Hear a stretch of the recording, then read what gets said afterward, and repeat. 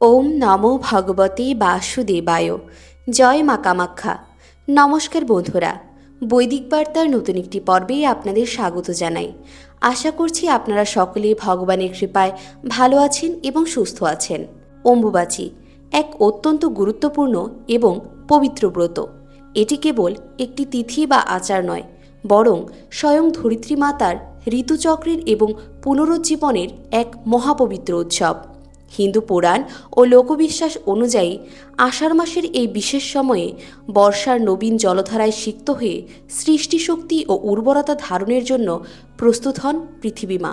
ঠিক যেভাবে একজন জননী নতুন প্রাণের সঞ্চার করেন, ঠিক সেইভাবেই এই 4 দিন অন্তরালে থেকে প্রকৃতি দেবী নিজেকে সজীব ও শস্যশ্যামলা করে তোলার আদিশক্তিতে ব্রতী হন। তাই আজকের ভিডিওতে আমরা জানব 2026 সালে অম্বুবাচীর নির্ঘণ্ট ও সময়সূচি, 2026 সালে অম্বুবাচী প্রবৃত্তি ও নিবৃত্তির সঠিক তারিখ, দিন ও সময়, বিশুদ্ধ সিদ্ধান্ত ও গুপ্ত প্রেস পঞ্জিকা মতে। অম্বুবাচীর সময় বাড়িতে কি পুজো দেওয়া উচিত? অম্বুবাচীর সময় কি কি নিয়ম পালন করা উচিত? অম্বুবাচীর সময় কোন কাজগুলো ভুলেও করা যাবে না? তাই আজকের ভিডিওটি খুব গুরুত্বপূর্ণ হতে চলেছে। মূল পর্বে যাওয়ার আগে আমার সকল দর্শক বন্ধুদের কাছে একটা অনুরোধ থাকবে, দয়া করে ভিডিওটি সম্পূর্ণ মনোযোগ সহকারে দেখবেন। যদি ভালো লেগে থাকে তাহলে অবশ্যই একটি লাইক করবেন আর কমেন্টে ভক্তি ভরে একবার লিখবেন জয় মা কামাখ্যা। আমাদের চ্যানেলটিকে সাবস্ক্রাইব করে পাশে থাকা বেল বাটনটি অন করে রাখবেন। তো চলুন শুরু করা যাক আজকের আলোচনা। অম্বুবাচী কি এবং এর পৌরাণিক এবং আধ্যাত্মিক প্রেক্ষাপট। হিন্দু ধর্মে প্রকৃতি এবং ঈশ্বরকে অভিন্ন বলে মনে করা হয়। নদী, পর্বত, গাছপালা এবং স্বয়ং পৃথিবীকে আমরা দেবী বা মায়ের রূপ হিসেবে উপাসনা করি।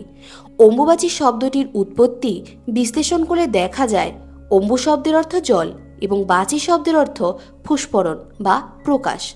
সহজ কথায় বলতে হলে বর্ষাকালের শুরুতে যখন পৃথিবী বৃষ্টিতে সিক্ত হয়ে যায়, শস্যশ্যামলা হয়ে ওঠার জন্য প্রস্তুত হয়, সেই সময়কালকেই অম্বুবাচী বলা হয়। পৌরাণিক বিশ্বাস অনুযায়ী মৃগশিরা নক্ষত্রের চতুর্থ পাদ শেষ হয়ে যখন সূর্য আষাঢ় মাসে মিথুন রাশিতে প্রবেশ করে এবং আদ্রা নক্ষত্রের প্রথম পাদে অবস্থান করেন, তখন ধরিত্রী মাতা ঋতুমতী হন। হিন্দু শাস্ত্রমতে মনে করা হয় সৃষ্টির আদি উৎস হল নারী শক্তি বা আদিশক্তি।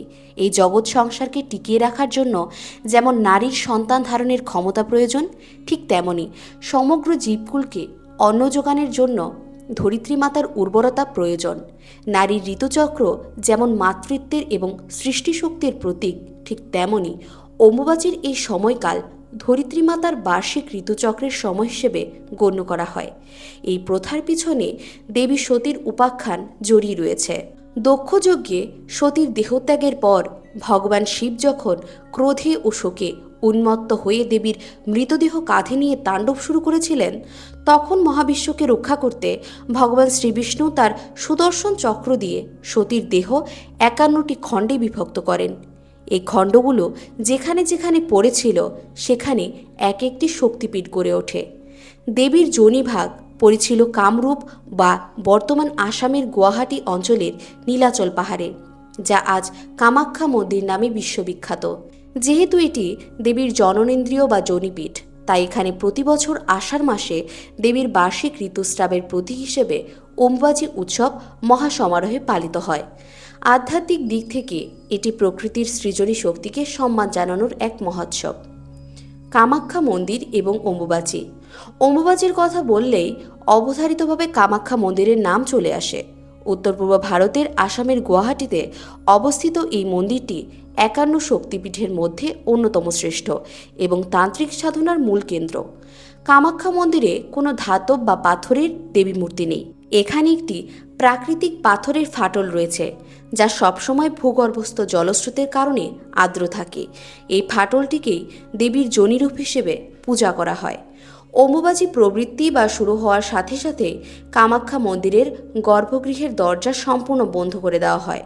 এই দিনগুলোতে দেবীকে কোনো স্পর্শ করা হয় না, কোনো প্রকার নিত্য পূজাও করা হয় না। দেশ বিদেশের লক্ষ লক্ষ সাধু, সন্ন্যাসী, তান্ত্রিক এবং অঘরী এই সময় কামাখ্যায় সমবেত হন। তারা মন্দিরের বাইরে বসে কঠোর সাধনা ও জপ করেন। নিবৃত্তির পর যখন দেবীর স্নান ও বিশেষ পূজা সম্পন্ন করা হয়, তখন মন্দিরের দরজা ভক্তদের জন্য খুলে দেওয়া হয়। এই সময় ভক্তদের মধ্যে একটি বিশেষ বস্ত্র বিতরণ করা হয়। বলা হয়, দেবীর ঋতুচক্রের সময় যে সাদা কাপড়টি পাথরের উপর বিছিয়ে রাখা হয়েছিল তা লাল হয়ে যায়। এই লাল কাপড়ের টুকরোটি অত্যন্ত পবিত্র বলে মনে করা হয় এবং এটি ধারণ করলে বা ঘরে রাখলে সমস্ত রকমের নেতিবাচক শক্তি দূর হয় এবং সৌভাগ্য লাভ হয়। অম্বুবাচীর সময় বাড়িতে কি পূজা দেওয়া উচিত? অম্বুবাচীর দিনগুলোতে বাড়িতে পূজা দেওয়া নিয়ে অনেকের মনে সংশয় থাকে, কিন্তু যেহেতু এই সময় ধরিত্রী মাতাকে ঋতুমতী গণ্য করা হয়, তাই শাস্ত্রীয় নিয়ম অনুযায়ী সনাতন ধর্মের সমস্ত রকম বাহ্যিক এবং আড়ম্বরপূর্ণ দেবদেবী পূজাও এই সময় বন্ধ থাকে। তবে এর মানে এই নয় যে আপনি নিত্য পুজো থেকে দূরে থাকবেন বা ভগবানের নাম নেবেন না। অম্বুবাচী চলাকালীন সময়ে আপনি আপনার গৃহের নিত্য পুজো করতে পারেন এবং ভগবানের নাম জপ করতে পারেন। এছাড়া অম্বুবাচীর বিশেষ একটি নিয়ম রয়েছে, তা হলো আপনার ঠাকুর ঘরে বা মন্দিরে যে সমস্ত মাতৃমূর্তি রয়েছে তাদের অম্বুবাচী শুরু হওয়ার আগেই লাল কাপড় দিয়ে আচ্ছাদিত করে দেওয়া উচিত এবং অম্বুবাচী চলাকালীন মাতৃমূর্তি স্পর্শ করা উচিত নয়। আপনার যদি দীক্ষা হয়ে থাকে তবে আপনার গুরুদেবের মন্ত্র মানসিকভাবে পুজো করতে পারেন। এই সময়ে পবিত্র ধর্মগ্রন্থ যেমন শ্রীমদ্ ভগবদ্ গীতা, চণ্ডীপাঠ, রামায়ণ, মহাভারত পাঠ করা অত্যন্ত শুভ বলে মনে করা হয়। এতে ঘরের পরিবেশ পবিত্র থাকে এবং নেতিবাচক শক্তি প্রবেশ করতে পারে না। অম্বুবাচীর সময় কি কি নিয়ম পালন করতে হয়? অম্বুবাচী ব্রত মূলত সংযম এবং শুদ্ধিকরণের প্রতীক। এই 4 দিন সাধারণ গৃহস্থ এবং ব্রত পালনকারীদের মধ্যে কিছু নিয়ম মেনে চলতে হয়। বিশেষ করে বিধবা নারী সাধক যারা এই ব্রত নিষ্ঠার সাথে পালন করেন তাদের জন্য অত্যন্ত গুরুত্বপূর্ণ এই নিয়মগুলি। খাদ্যাভ্যাস ও আহারের নিয়ম। অম্বুবাচীর দিনগুলোতে রান্নাবান্না করার ক্ষেত্রে বিশেষ নিয়ম রয়েছে। সনাতন প্রথা অনুযায়ী এই দিনগুলোতে উনুন জ্বালানো বা আগুন জ্বালিয়ে রান্না করা নিষিদ্ধ। যদিও আধুনিক যুগে অনেক কর্মজীবী মানুষের এটি কঠিন, তবে যারা অম্বুবাচীর ব্রত পালন করছেন তারা এই নিয়মটি কঠোরভাবে মেনে চলেন।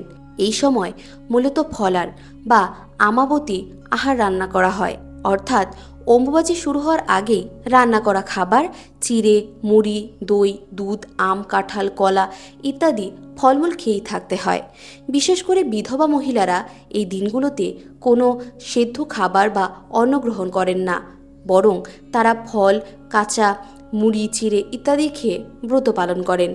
অম্বুবাচীর এই দিনগুলোতে কোনো প্রকার আমিষ আহার, মাছ, মাংস, ডিম, তামসিক খাদ্য, পেঁয়াজ, রসুন স্পর্শ করা উচিত নয়। সম্পূর্ণ সাত্ত্বিক জীবনযাপন করতে হবে। শয্যা এবং শয়নের নিয়ম। ধরিত্রী মাতা এই সময় ঋতুমতী থাকে বলেন ভূমির ওপরে শয়ন করা নিষিদ্ধ। এই দিনগুলোতে মেঝেতে বা মাটির মাদুর বা বিছানা পেতে ঘুমানো যাবে না। তক্তপোষ বা খাটের ওপরে বিছানা করে ঘুমোতে হবে। বিছানার চাদর এবং বালিশ পরিষ্কার পরিচ্ছন্ন হতে হবে। ব্যক্তিগত পরিচ্ছন্নতা এবং ব্রহ্মচর্য। এই দিনগুলোতে ক্ষৌরকর্ম যেমন চুল কাটা, দাড়ি কামানো, নখ কাটা সম্পূর্ণ নিষিদ্ধ। মানসিক এবং শারীরিকভাবে সম্পূর্ণ ব্রহ্মচর্য পালন করতে হবে। কোনো প্রকার নেতিবাচক চিন্তা, ক্রোধ বা হিংসা মনে আনা যাবে না। সর্বদা শান্ত এবং সংযত থাকতে হবে। অম্বুবাচীর সময় কোন কাজগুলো ভুলেও করা যাবে না? অম্বুবাচীর সময় সনাতন শাস্ত্রে কিছু নির্দিষ্ট কাজের উপর সম্পূর্ণ নিষেধাজ্ঞা জারি করা হয়েছে। মনে করা হয় এই নিষিদ্ধ কাজগুলো করলে ধরিত্রী মাতার অবমাননা করা হয় এবং সংসারে অমঙ্গল নেমে আসে। এই নিষিদ্ধ কাজগুলোর মধ্যে প্রথম কাজটি হলো কৃষিকাজ বা মাটি খোঁড়া। অম্বুবাচীর প্রধান নিষিদ্ধ কাজ হলো মাটি বা ধরিত্রীকে আঘাত করা। এই দিনগুলোতে জমিতে লাঙল দেওয়া, কোদাল চালানো, কোনো প্রকার চাষাবাদ সম্পূর্ণরূপে বন্ধ থাকে। বাড়িতে যদি বাগান থাকে তবে টবের মাটি ওলটপালট করা, নতুন গাছ লাগানো বা মাটি খোঁড়া যাবে না। এমনকি আগাছা পরিষ্কার করার জন্য মাটি ওপড়ানো এই দিনগুলোতে এড়িয়ে চলুন। এর পেছনে একটি গভীর পরিবেশগত এবং বৈজ্ঞানিক কারণ রয়েছে। আষাঢ় মাসের এই সময়ে বর্ষার প্রথম বৃষ্টিতে মাটি নরম থাকে এবং মাটির ভেতরে ছোট ছোট জীবজন্তু এবং কীটপতঙ্গ বংশ বিস্তার করে, এই সময় মাটি খুলে সেই জীবগুলোর ক্ষতি হতে পারে এবং মাটির উর্বরতা শক্তি কমে যেতে পারে। তাই প্রকৃতিকে নিজের মতো সময় দেওয়ার জন্যই এই নিষেধাজ্ঞা। দ্বিতীয়ত, শুভ কাজ বা মাঙ্গলিক অনুষ্ঠান। অম্বুবাচীর 4 দিন কোনো প্রকার মাঙ্গলিক বা শুভ কাজ স্থগিত রাখা হয়। এই সময় বিবাহ, উপনয়ন, পৈতে, অন্নপ্রাশন, নামকরণের মতো সংস্কারমূলক কাজগুলো করা হয় না। নতুন ব্যবসা শুরু, বড় কোনো আর্থিক চুক্তি করা, নতুন বাড়ি কেনা থেকে বিরত থাকা উচিত। তৃতীয়ত, গৃহপ্রবেশ এবং নতুন গৃহ নির্মাণ। নতুন বাড়িতে প্রবেশ এবং গৃহপ্রবেশের পূজা এই সময়ে সম্পূর্ণ নিষিদ্ধ।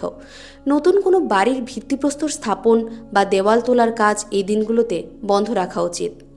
চতুর্থ কাজটি হল দেববিগ্রহ স্পর্শ করা।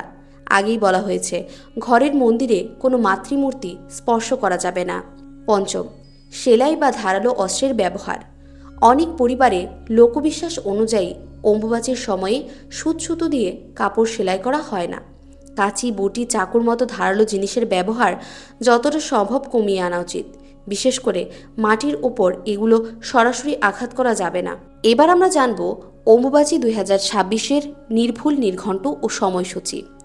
সনাতন ধর্মের সমস্ত ব্রত এবং উৎসবের তিথি ও সময় নির্ধারিত হয় চন্দ্র ও সূর্যের অবস্থানের উপর ভিত্তি করে।